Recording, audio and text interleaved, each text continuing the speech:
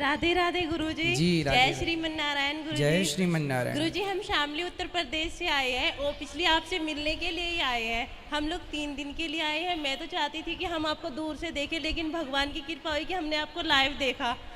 मैं आपको बार बार प्रणाम करती हूँ गुरुजी और कहती हूँ कि आप बस हमारे ऊपर आशीर्वाद बनाए रखना। वैसे भगवान की बहुत कृपा है हमारे ऊपर। और मेरे हस्बैंड का कोई क्वेश्चन है, वो आपसे करना चाहते हैं। करिए। राधे राधे गुरुजी। राधे राधे।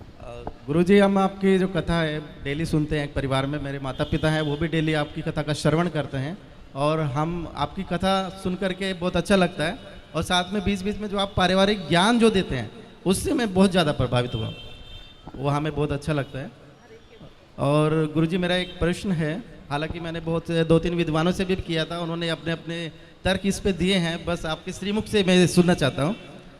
कहते हैं कि हम सब एक भगवान की कठपुतली हैं, जैसे वो नचाते हैं हम नाचते चले जाते हैं। तो जो हम कर्म करते हैं, चाहे वो अच्छे कर्म कर रहे हो या बुरे कर्म करते हैं, उसमें भी भगवान की इच्छा होगी जिससे हम वो कर्म कर रहे हैं। तो जब हम कोई बुरा कर्म करते हैं तो उसका दंड हमें क्यों मिलता है सर? मेरा ये प्रश्न है सर। बहुत सुंदर प्रश्न है इनका, बड़ा गहरा है, बड़ा अच्छा सवाल है। बहुत कम लोग प्रश्न करते हैं ऐसा, आपने प्रश्न किया है, उत्तर दे रहे हैं। सारी काम भगवान करते हैं। कहते हैं ईश्वर की मर्जी के बिना पत्ता भी नहीं हिलता। तो जब सब भगवान करते हैं तो फिर पापी व्यक्ति क्यों है? बिल्कुल बिल्कुल, है ना। हमने चोरी की तो फिर हमने वो भी ईश्वर की मर्जी से की, क्योंकि सब ईश्वर की मर्जी से हो रहा है। ये सवाल है आपका। जी जी बिल्कुल। अब उत्तर के लिए आपसे ही मैं प्रश्न करूंगा। जी बिल्कुल। आपकी एक गाड़ी है, माना कि एक कार आपकी है और आप मालिक हैं, कार के मालिक। आपने एक ड्राइवर लगा रखा है। जी। आपने ड्राइवर से कहा कि गाड़ी लेके स्टेशन चले जाओ, गाड़ी लेके एयरपोर्ट चले जाओ, गाड़ी लेके मार्केट चले जाओ। तो आप जो कहते हैं आपका ड्राइवर वहीं ले जाएगा गाड़ी। जी। गाड़ी आपकी मर्जी से चलती है, चलाता तो ड्राइवर है पर मर्जी आपकी है। सही है? जी बिल्कुल। आपने गाड़ी एयरपोर्ट के लिए रवाना की, जा बेटा मेरे गेस्ट आ रहे हैं, जाओ एयरपोर्ट से लेके आओ। ड्राइवर गाड़ी लेके चला, आपकी मर्जी से जा रहा है। जी जी। पर रास्ते में वो गाड़ी को किसी डिवाइडर से ठोक देता है, तो गाड़ी का एक्सीडेंट हो गया, गाड़ी का नुकसान हो गया, गाड़ी क्षतिग्रस्त हो गई। तो क्या ये आपकी मर्जी थी? जी नहीं। आपकी मर्जी थी कि गाड़ी एयरपोर्ट जाए, पर गाड़ी का एक्सीडेंट हो गया, गाड़ी गड्ढे में गिर गई। ये आपकी मर्जी नहीं थी। ये मर्जी नहीं थी, ये गलती थी। किसकी? आपकी नहीं, ड्राइवर की। हाँ या ना? जी। ड्राइवर के पास दोनों थे, एक्सीलेटर भी था और ब्रेक भी था। क्यों नहीं हिसाब से गाड़ी चलाया? क्यों डिवाइडर पर ठोक दिया? आपकी गाड़ी आपकी मर्जी से चलती है, पर जब उसका नुकसान होता है तो वो आपकी मर्जी नहीं होती है ना, वो लापरवाही होती है।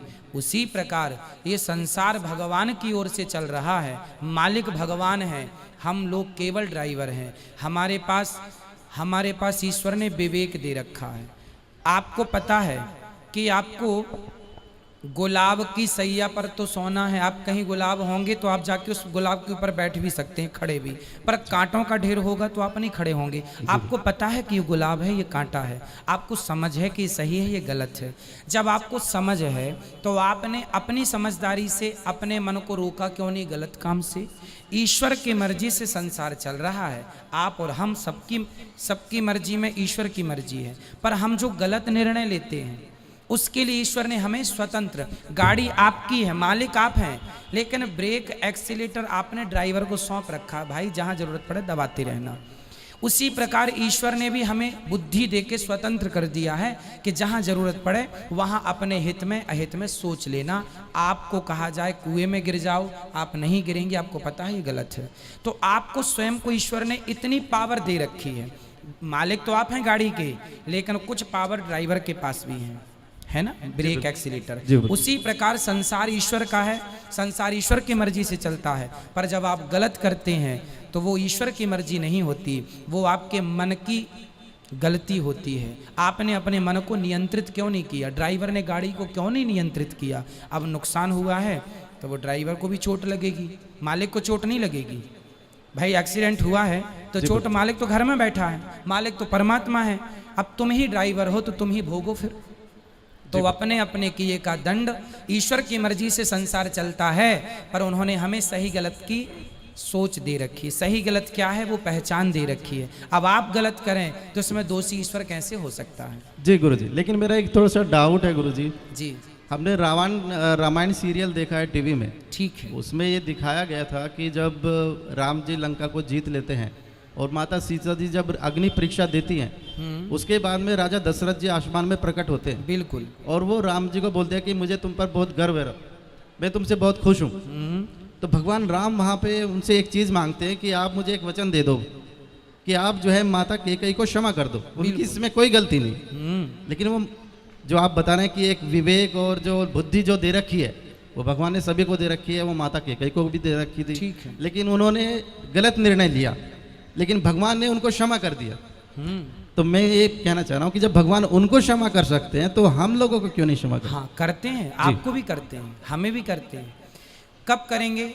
जब शरण में कैकेयी माँ चित्रकूट जब आई थी ना, तो उन्होंने क्षमा मांग ली थी राम जी से, आत्मसमर्पण कर दिया था, बेटा अपराध हो गया, राम यदि तुमने मुझे माफ़ कर दिया तो वचन दो कि अगली बार तुम मेरे पुत्र बन के आओगे। वही कैकेयी माता देवकी बनी और फिर उनके गर्भ से श्री कृष्ण प्रकट हुए। तो भगवान कहते हैं तुम कितने भी बड़े पापी हो, यदि मेरे सामने आके आत्मसमर्पण कर दोगे और मेरे हो जाओगे, मैं भूल जाऊंगा कि तुमने कोई पाप किया है। ये बात लिखी है लिखित में सुनिए। सन्मुख होहि जीव मोहि जबहि, जन सन्मुख होई मतलब जब मेरे सन्मुख आ जाएगा, समर्पण कर देगा, तो जन्म कोटि करोड़ों जन्मों के पाप मैं भूल जाऊंगा। ये लिखा है। जी जी। एक छोटा सा क्वेश्चन है जी, एक जी। और। हमने सुना है कि धर्म बहन होती है, लोगों से कहते सुना है कि ये हमारी धर्म बहन है। ठीक है। ये भी सुना है कि ये हमारी धर्म पत्नी है, लेकिन हमने ये कभी नहीं सुना कि ये हमारे धर्म पति है। ऐसा क्यों सर? हाँ, पत्नी भी एक ही होती है ना। अब दूसरी पड़ोसन को तो आप कह नहीं सकते कि मेरी धर्म पत्नी है जी। अपनी कोई ना, आप पत्नी कह सकती है मेरा पति है, परमेश्वर है।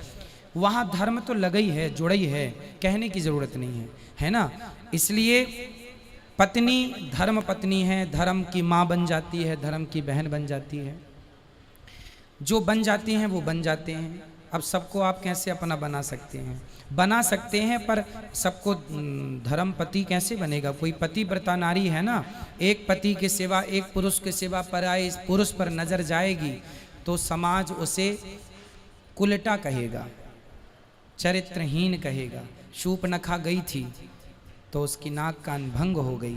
केवल ये धर्म नारी का नहीं है, पुरुष का भी है। नारी का धर्म है कि वो अपने पति को ही परमेश्वर माने, और पुरुष का धर्म है अपनी पत्नी के सिवा पराई नारी को माँ, बहन और बेटी के रूप में ही देखे। यहाँ वहाँ देखने की जरूरत नहीं है। ठीक है, धन्यवाद गुरुजी, बहुत बहुत धन्यवाद। खुश रहो, खुश रहो।